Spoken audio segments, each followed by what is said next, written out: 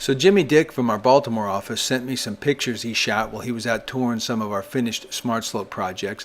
This is a project that's residential, and it was planted 15 months ago. That's some fantastic growth among 4 species of native perennial there.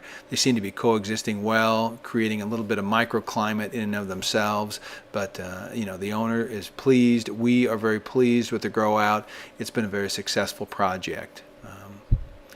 You see here what the units are nicely filled, and we've stained them nice olive green, so the modules themselves don't stand out very much at all, and the plants cover everything up, including this transition into a hard structure.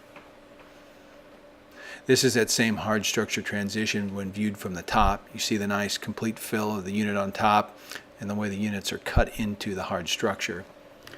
And this is another angle there, and the short end of the wall has got Iberis snowflake in it.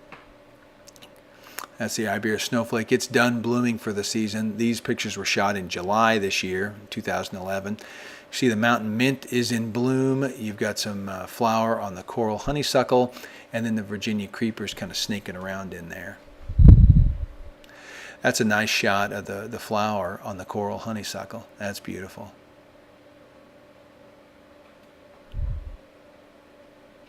Jimmy did a nice job. And then that's a perspective view of the coral honeysuckle. There on the bottom you can see a little bit of that Iberis snowflake. It doesn't have a very large growth habit compared to the others.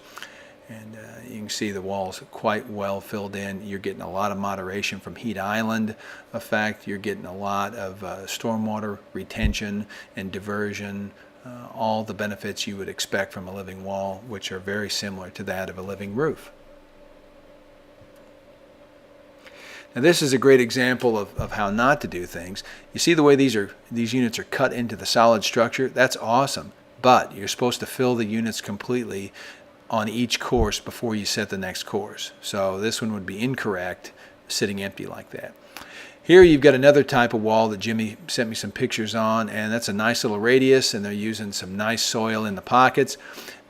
My only thought on this one here is that they probably need to make sure that they get the pockets in the wall a little better filled. You can see these units really don't have as much material in the pocket as they could have or should have. That's a minor critique, but something to look for. Here's a project that Jimmy went and looked at. This is Simonelli Landscape, and they're working on the waterfront. A very difficult application job, a lot of hand work and a lot of hand carry. And they're just finishing out the top wall, and they're starting to plant. This one here, I believe they've got a variety of sea oats, which is a native for the region, and they're planting from 1 gallon pots, which is awesome. You know, the big Smart Slope pocket allows the opportunity to use some larger stock in there, and it gives it a lot of pop right away. I'd like to follow this wall. I bet it looks fantastic a year from now. And we've got a few more shots coming up. That's just another good perspective view. I mean, it really looks good right away. Units are nice and clean. This is a system where they did not stain the modules, so you can see how the modules stand out. Now here's another one for another small landscape company. This one's primarily a shade application, and they're going to have to judge that microclimate entirely different than some of those sunny walls. Here I am in Arnold, August 23rd, 2011, coming up on a Smart Slope installation that was just pretty close to completed. Modules need to be stained and then planted. See some decent topsoil has been placed into the modules themselves. The crew is still working on the other part of the project. I wanted to get a little update, a little video of the completed Smart Slope wall, or near completed Smart Slope wall here in Arnold.